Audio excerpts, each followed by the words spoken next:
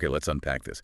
Do you remember that incredibly viral moment, the kiss cam from that Coldplay concert? Oh, yeah. Seen around the world. Exactly. Right. They had these two senior executives, the CEO and Yeah. CHRO, Chief Human Resources Officer from a tech company, astronomer, caught, in a pretty romantic embrace right there on the Jumbotron. And the kicker, of course, was that they were both married. Right. Just not to each other. It was shocking. And it just blew up, became this global meme almost instantly. Just bizarre. Well, what's really fascinating, I think, is how literally 10 seconds on camera can do that. How it doesn't just end careers, potentially, but it really exposes these fault lines between private acts and public perception. Yeah. And corporate ethics, too, especially now when, any misstep can become this huge global thing.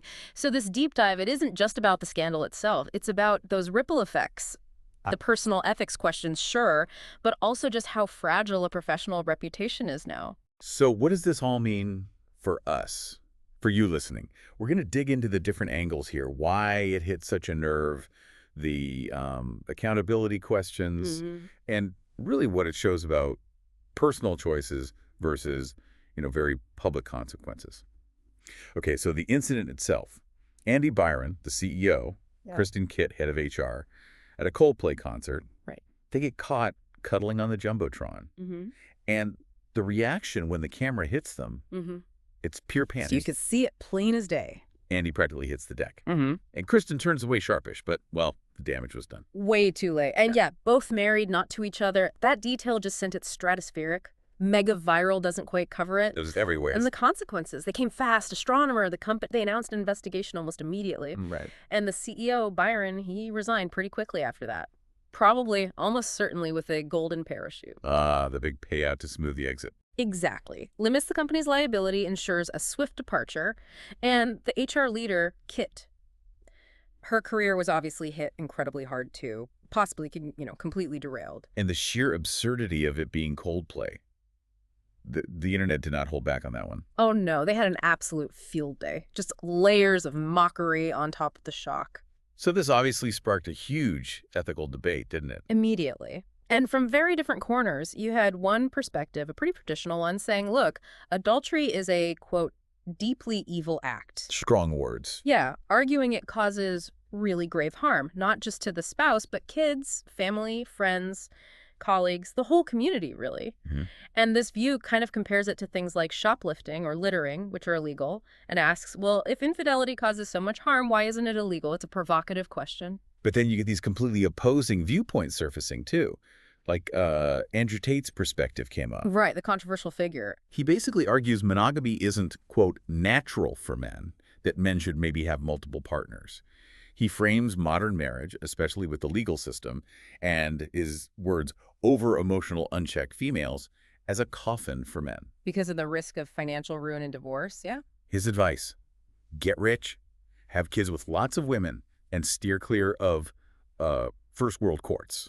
That's a pretty extreme take. It is. And the counter to that, of course, is that while, okay, maybe polygamy is natural in a purely sort of animalistic sense, humans are capable of more. We can do these, supernatural things, write symphonies, create art, make deep commitments.